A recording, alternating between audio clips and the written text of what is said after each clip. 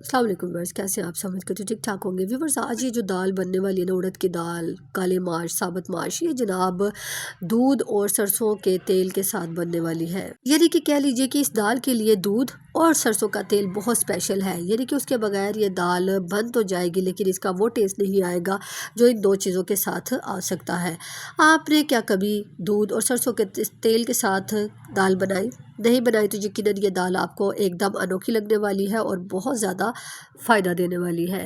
Viewers, इस दाल को अपनी डाइट में शामिल कर लीजिए। ये दाल इतनी एनर्जेटिक है, इतना ज़्यादा फ़ायदा देने वाली है, छोटों के लिए, बड़ों के लिए, मर्दों औरतों सबके लिए।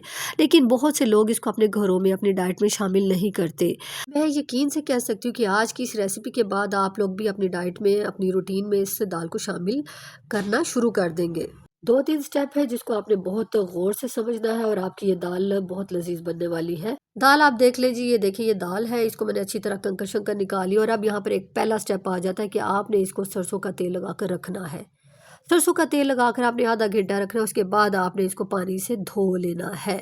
आप चाहे तो भिगो सकते हैं, भिगोने के बाद धो सकते हैं। यानी कि पहले तेल लगाया सरसों का मलाई से और फिर इसको पानी में भिगो दिया। बाद में आपने इसको अच्छे से रब करके धो लिया। नहीं भिगोना तो आप सरसों के तेल के साथ इसको मलें, उसके बाद धोएं और उसके बाद गर्म पानी करें और उसमें ये दाल डाल दीजिए। पानी गंदा उतार लिया और ये पानी मैंने कुकर में डाल लिया था बॉयल होने के लिए। और ये बॉयल हो रहा है पानी, तो बॉयल होते हुए यानी ठंडे पानी में नहीं डालना, आपने गर्म पानी में डालना है। गर्म पानी में आपने ये दाल धोने के बाद डाल दी। इसमें डलना क्या है व्यूअर्स, ज़रा गौर से देख लीजिए। इसमें डलेगा लहसुन, अदरक, हरी मिर्च और टमाटर। प्याज नहीं डलेगा और कुछ इंग्रेडिएंट्स डलेंगे, उसको भी आपने बड़े गौर से देख लेना है। लहसुन, अदरक और हरी मिर्च को मैंने कूट लिया है। लहसुन आपको बहुत ज़्यादा रखना है इसमें, यानी कि 1.5 से 2 गट्ठी, ठीक है जी।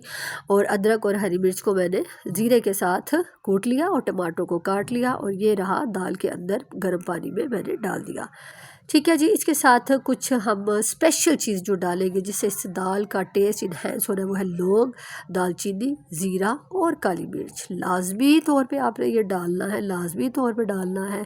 थोड़ा सा ज़ीरा मैंने हरी मिर्च के साथ कूट लिया था, थोड़ा सा ज़ीरा मैं साबुत डाल रही हूँ। इसके अलावा ये देखिए मैंने चीज़ें कूट ली हैं, जो लौंग वगैरह चीज़ें थी और बाकी नमक, मिर्च और हल्दी। अब ये तमाम चीज़ें मैं, तमाम मसाला जात और जो चीज़ें कूटी हैं ये सब मैं डाल दूँगी इसी दाल के अंदर, जिसमें टमाटर और हरी मिर्च और लहसुन और अदरक डाला था, वो सारों के साथ मैं ये भी डाल दूँगी, ठीक है जी। अब देखते जाइए और उबाल भी इसको आ रहे हैं, खुले डुले उबाल आ रहे हैं। यानी इसको आपने दरमियानी आंच पे पकाना है, ना बहुत हल्की ना बहुत तेज़, क्योंकि बहुत तेज़ होगी तो पानी तो जल्द खुश्क हो जाएगा लेकिन दाल जो है ना वो फटेगी नहीं। तो ये देखिए जी, हमने ये तमाम चीज़ें इसमें डाल दी। इसके अलावा इसको अब इसमें हम तकरीबन 3 से 4 टेबल स्पून ऑयल डाल देंगे। इससे होगा क्या कि दाल बड़े अच्छे से मैश हो जाएगी, बड़ा अच्छा सा इसमें घुल मिल जाएगी और अगर गलती नहीं कोई दालें तो वो भी गल जाएगी ऑयल डालने से। अच्छा, लोहे का चमचा बिल्कुल भी नहीं मारना। ये देखिए जी, मैंने प्रेशर का विसल उतारा और ढक्कन उतार के दिखाया। 15 मिनट के बाद तो पानी इसमें खुश्क होने पे आया हुआ है, दाल जो है वो फट पड़ी है, इसका छिलका उतर रहा है। लेकिन हमें थोड़ा सा पानी इसमें मज़ीद गर्म करके डालना है, क्योंकि हमें इस तरह की रेडी हुई हुई चाहिए, लेकिन अब ये रेडी नहीं है तो इसलिए मुझे थोड़ा पानी डालना पड़ेगा, क्योंकि ये तो बिल्कुल खुश्क होने पे आई हुई है, तो ये मज़ीद पकेगी तो बिल्कुल ड्राई हो जाएगी। तो इसलिए मुझे थोड़ा पानी डालना है, लेकिन पानी आपको गर्म करके डालना होगा जी। वो बस देख सकते हैं मैंने थोड़ा सा पानी गर्म करके इसमें डाला था और फिर मैंने ढक्कन दे दिया था और अब आप देख सकते हैं कि दाल का दाना दाना अलग बिल्कुल भी नहीं है, बल्कि ये मैश हो गई है। एक बिल्कुल स्ट्रॉन्ग सा थिक सा जो है ना इसका मिक्सचर बन गया है। यानी कि दाल बिल्कुल अलग अलग नहीं है, बल्कि पानी के अंदर जज़ब हो गई है, गाढ़ी गाढ़ी सी नज़र आने लग गई है, फिर बिल्कुल फुलकों वाली। अच्छा, यहाँ जो नेक्स्ट स्टेप है ना ये बहुत ज़रूरी है, वो ये देखें जी, ये है दूध। इस दाल में दूध ज़रूर डाला जाता है, थोड़ा सा दूध डालना होता है, यानी कि आधा कप, ठीक है। आधा कप डालने से इसमें मुलायमत आती है और इसको ये मुलायम करने के लिए नहीं है, इसका एक राज है। राज ये है कि आप जब मुगलाई खाने खाते हैं कभी होटल्स में जाके और आपको ऐसी दालें मिलती हैं, यानी आपने अगर दाल को ऑर्डर किया है और उसमें आपको एक फ्लेवर मिलता है, वो इन चीज़ों का होता है। और ये क्यों होता है? क्योंकि मुगलाई दौर में जब ये खाने खाए जाते थे उसमें ये दूध, क्रीम, मक्खन डाला जाता था। अब इसमें दूध के डालने का मकसद ये है कि दाल जो है ना ये बेसिकली थोड़ी थोड़ी कड़वी होती है, कसैली सी, तो इसमें दूध डालना बहुत ज़रूरी होता है, ठीक है जी। इसलिए हमने इसमें दूध डाल के 2 मिनट के लिए फिर से दम दे दिया था और अब हम हम इसका तड़का तैयार कर रहे हैं। तड़का जी आप इधर वेरिएशंस कर सकते हैं, लहसुन का लगा सकते हैं या लहसुन अदरक का लगा सकते हैं, या हरी मिर्च और प्याज का लगा सकते हैं, या खाली प्याज का लगा सकते हैं, या खाली हरी मिर्च और ज़ीरे का लगा सकते हैं। मेरी क्योंकि दाल में स्पाइसेस तमाम बिल्कुल एक्यूरेट है, बिल्कुल भी फीका नहीं है। मैं हरी मिर्च बिल्कुल भी नहीं डाल सकती क्योंकि बहुत तेज़ हो जाएगा। मेरे बच्चों ने खाना है, बड़े तो सब खा ही लेते हैं तेज़ हो या कम हो, लेकिन बच्चों के लिए ज़रा कंट्रोल करना पड़ता है। तो जनाब मैंने ज़ीरा और प्याज का तड़का तैयार किया और ये रहा दाल के ऊपर मैंने लगा दिया। दूध डालने से पहले दाल की रंगत तो कुछ और थी, दूध डालने के बाद दाल की रंगत और बेहतरीन हो गई है।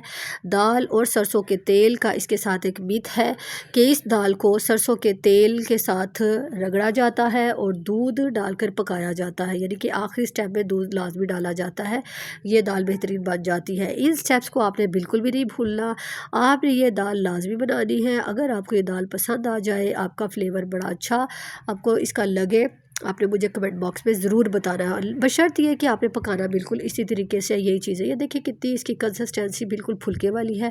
आप अगर चाहें चावलों के साथ खाना तो आप इसको पतला रख सकते हैं, अदरवाइज़ ये फुलकों के साथ ही खाई जाती है, ये गाढ़ी ही होती है, ये इसी तरह खाई जाती है। इसकी एक स्पेशलिटी है कि ये ऐसे ही चपातियों के साथ या बाज़ारी रोटी के साथ खाई जाती है सैलड वगैरह लेकर। तो मैं इसकी अब प्रेजेंटेशन तैयार करूँगी क्योंकि घर के बड़ों ने जो खानी है वो तो साथ प्याज खाएंगे, ऊपर नींबू निचोड़ के हरी मिर्चें खाएंगे। तो मैंने इसीलिए प्याज को थोड़ा काट के इसी तरह प्रेजेंटेट कर दिया ताकि थोड़ा अच्छा भी लगे दिखने में आप लोगों को भी, और जब बड़े खाएं तो प्याज यूज़ भी कर लिया जाए। तो जनाब आपने ये रेसिपी बना कर खाकर मुझे कमेंट बॉक्स में ज़रूर बताना है। कोई क्वेश्चन हो तो कमेंट बॉक्स में ज़रूर पूछिएगा रेसिपी के हवाले से, और रेसिपी पसंद आए तो लाइक कर दीजिएगा, चैनल पर न्यू है तो सब्सक्राइब कर दीजिएगा, बेल आइकन बटन को प्रेस करना मत भूलिएगा। तो नेक्स्ट वीडियो तक के लिए, नेक्स्ट रेसिपी तक के लिए मुझे इजाज़त दीजिएगा। Thank you for watching, see you next time, till then bye bye, अल्लाह हाफिज़, सायोनारा। Next time, till then bye bye, अल्लाह हाफिज़, सायोनारा।